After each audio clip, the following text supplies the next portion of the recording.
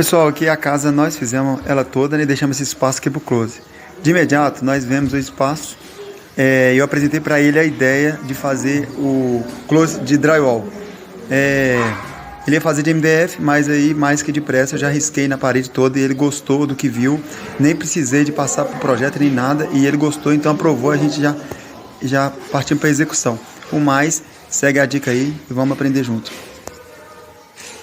Pessoal, uma dica como fazer guarda-roupa de drywall, close de drywall.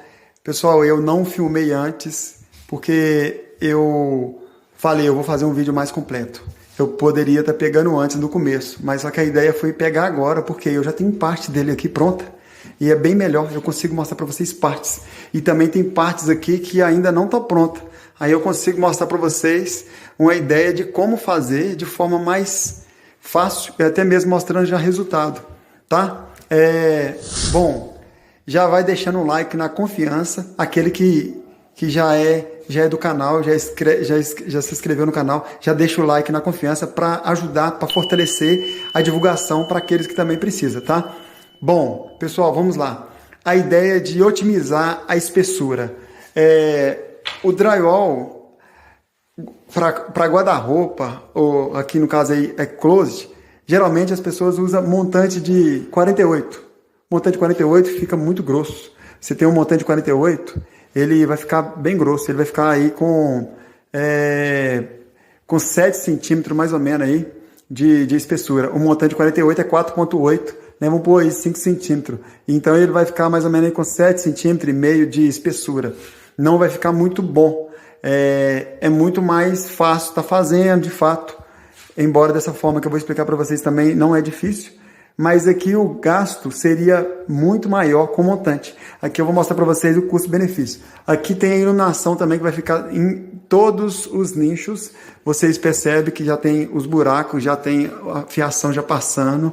É bom sempre lembrar que tem que ter um eletricista acompanhando. Se vocês não têm ainda facilidade de mexer com a parte elétrica, contrata um eletricista para estar junto, para entregar para o cliente aí um serviço mais completo, fazer o serviço melhor, né? Mas entregar ele mais completo. Bom, aqui já está emassando, essa é a primeira emassada, e aqui nós temos uma espessura aqui de 50 milímetros, 5 centímetros, muito bom. Nós otimizamos as paredes, né, do guarda-roupa, aqui seria o closet, e conseguimos aí atender o cliente com a mesma qualidade. O que pode ser feito aqui?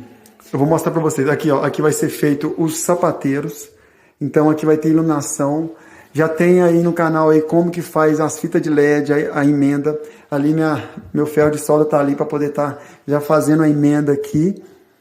Vou deixar um link aqui abaixo. Como que faz a emenda das fitas de LED.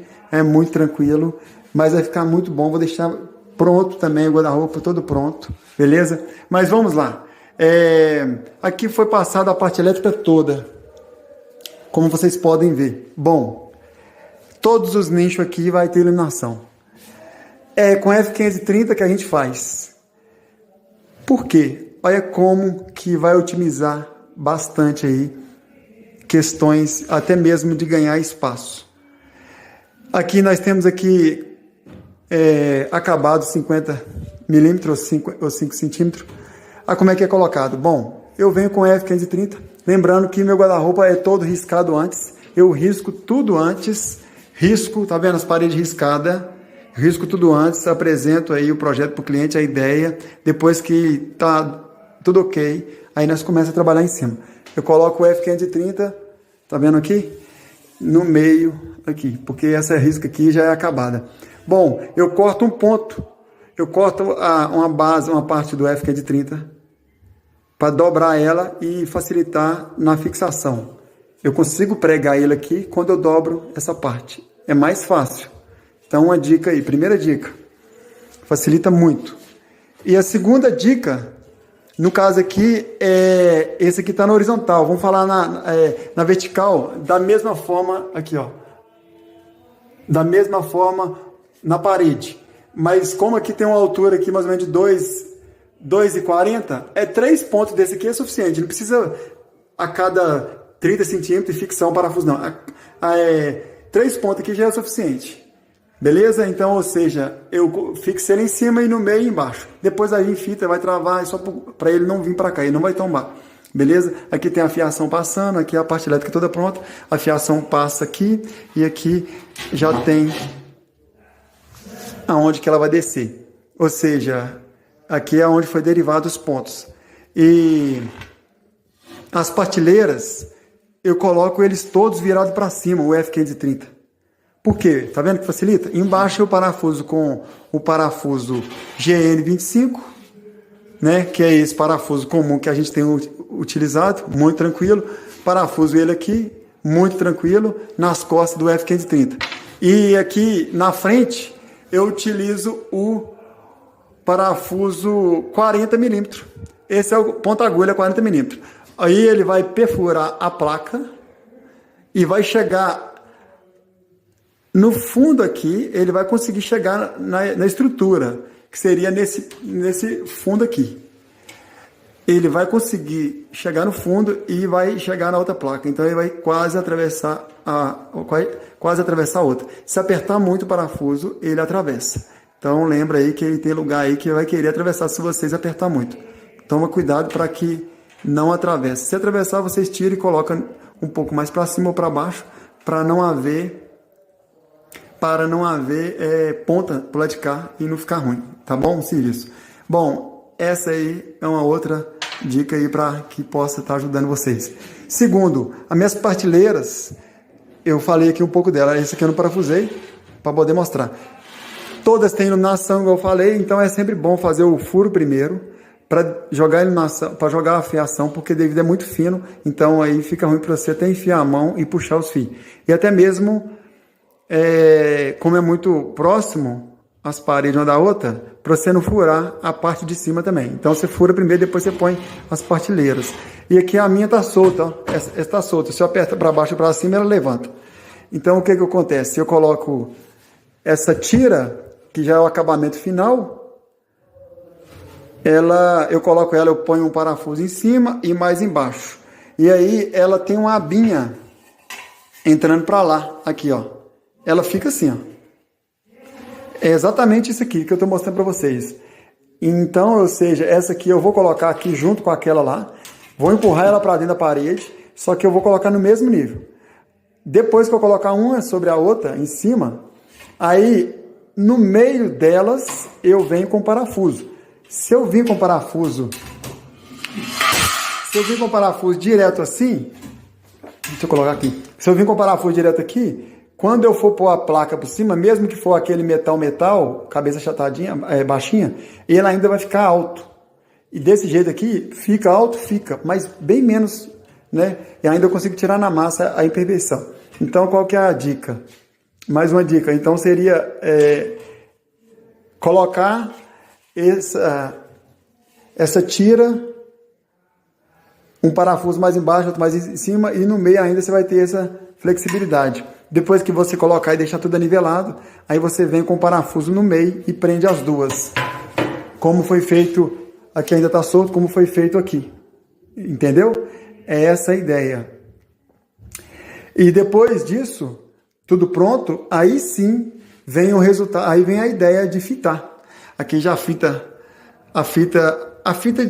tela é a mais recomendável, é muito mais tranquilo. Eu gosto de trabalhar sempre com fita de papel, vocês sabem, mas a ideia aqui com a fita de papel, com a fita tela, ela atende muito bem e para esse caso aqui é o suficiente. Vocês também conseguem otimizar até mesmo em questão de valores e não perde na qualidade, assim como o F530. Vocês conseguem otimizar em questões de valores e não perde na qualidade. Aqui, ó, fita de papel em todos os cantos, onde tiver emenda, tem fita de papel aí. Só para vocês saberem que a qualidade ela não perde, fica muito bom. Aqui, como eu já mostrei para vocês, aqui, ó, já foi feita a primeira demão de massa, já vai vir a segunda demão, depois vem lixando, conferindo tudo certinho, depois tiver tudo ok, aí a gente aplica a tinta, beleza? Aqui é onde vai ficar o cabideiro, vocês vão ver tudo pronto, depois que eu vou deixar o link na descrição. Bom, como eu falei, sempre eu risco primeiro. Galera, é isso aí.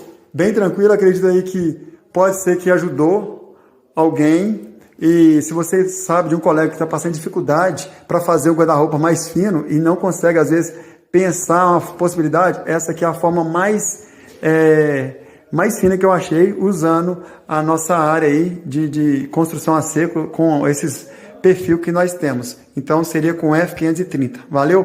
Tamo junto. Envia para aquele colega lá que queira fazer um guarda-roupa, ou envia até mesmo para um colega que nunca fez e vai aprender a fazer. Vai aprender a fazer de uma forma bem simples e prática. E vai gastar menos e continuar com a qualidade.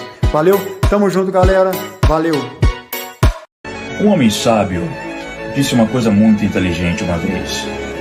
Meu avô andava 10 quilômetros todos os dias para chegar ao trabalho. O meu pai andava 5. Eu dirijo um Cadillac. O meu filho, uma Mercedes. O meu neto vai dirigir uma Ferrari. O meu bisneto voltará a andar de novo. Perguntaram a ele o porquê. Ele disse: tempos difíceis criam homens fortes. Homens fortes criam tempos fáceis. Tempos fáceis criam homens fracos. Homens fracos criam tempos difíceis. Muitos não vão entender, mas a lição aqui é: se você tiver um filho, você tem que criar um guerreiro, não um bunda mole. Persistência. Nada pode substituir isso. Não há substituto. Não há substituto para isso. Persistência é uma palavra que tem tanto poder.